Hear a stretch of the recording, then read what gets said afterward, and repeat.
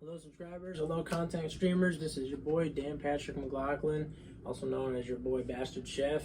Today I'll be making my own concoction of veal meatballs and some homemade red sauce that comes with a little bit of canned tomato sauce, but I like to throw in my own spices and herbs, and I'm not going to use any fresh herbs because I have a tendency not to take any from my godfather's garden.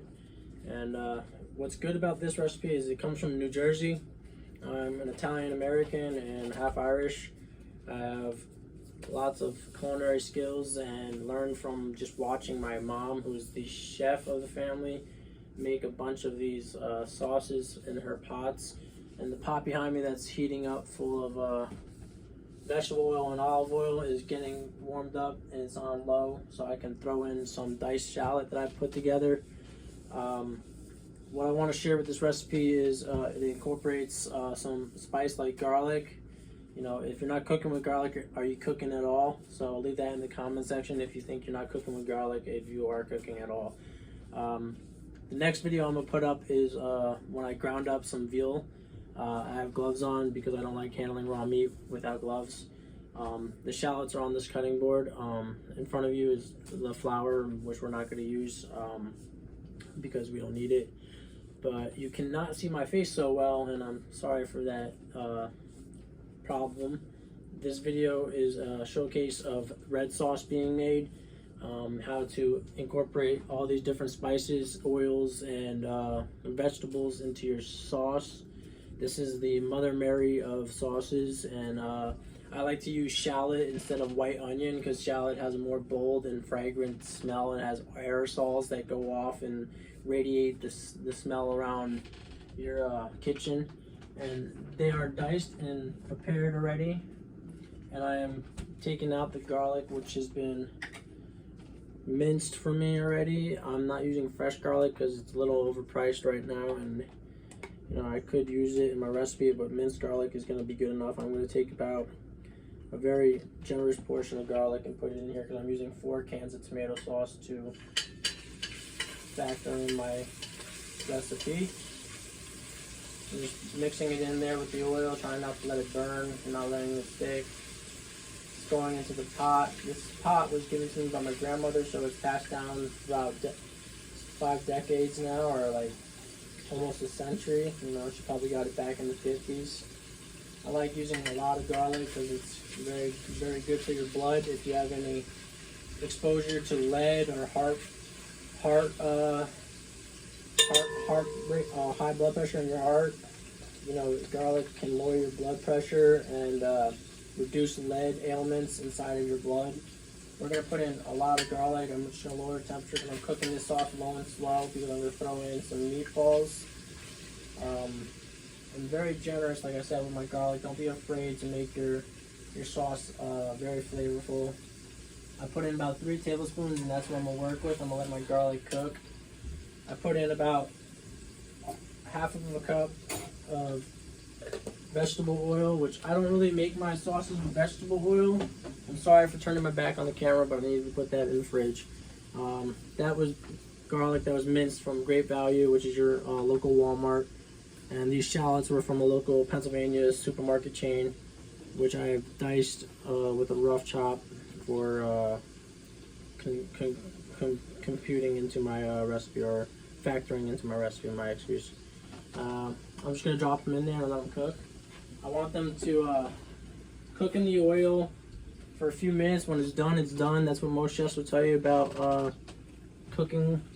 And this recipe will showcase lots of unique properties that are fragrant and bold and radiant with the texture of your sauce, because, you know, it's all, you know, it's kind of like mise en place, where all of it is together, all together. And mise en place is a French term that derives from the culinary arts, French brigade, that says all together and all ingredients together. So I'm putting all my ingredients into one, which is the oil, which is my fat, which is a non-soluble fat because it's plant-based. I have olive oil and vegetable oil. I have a little bit of minced garlic in there for my spice, and shallots for aroma and texture. I'm going to throw in a little bit of spices. It may be a little too early to throw in parsley, but I'm just going to give it a dash of parsley. This is dried parsley flakes from Supreme Tradition. This is a good family of ingredients. I have basil here. I'm going to put in a dash of basil, not a whole lot. You know, just a sprinkle, a little sprinkle like that. Go back into the tundra of the pot and stir it some more because I want those flavors to be incorporated into the sauce's recipe. You know, it's just being stirred. It's on low. We're going to cook it very low. I prefer to put it on the lowest setting possible and let it just cook and marinate and bring these bold flavors together. So what I have in there is parsley flakes, basil, dried basil, and shallot and garlic for spice, with plant-based oils like your vegetable oil and a little pinch of olive oil or a little dash of olive oil. Now it's cooking. They're not translucent yet, so I'm gonna show you all my veal that's gonna go into the next video. These were veal cutlets that I'm gonna try grounding up and turning into ground chopped meat. And they're very small and they're overpriced right now, but to make a video with some good content, I wanted to make some veal meatballs. And a little bit about veal, if you don't know, it's a less fatty beef, which comes from, you know, the cow. Not sure what kind of cow. It could be Angus, Black Angus, or it can be you know, USDA Prime Choice or Select. You know, they didn't label it Prime Choice or Select, but I'm gonna take it out, show it to you on the cutting board. I hope you can see all of it, except that the pepper's in the way. The veal's all laid out, but I'm gonna put it back in there. I'm probably gonna dry it off before sending it through my machine. And I don't have paper towels. Luckily for me, I'm gonna use the flipping method, which I'm gonna just put it on the cutting board and put it back because it looks like it already dried. I'm not gonna season it with salt because salt's gonna, you know, go into the meat and lock in moisture and make it very dry and tough. But what I have to do now is watch my sauteed vegetables and spices and open up the cans of sauce. Stay tuned. I'll have the sauce on the pot cooking in the background for the next video, and I'll be able to ground up some veal and show you how to form some meatballs.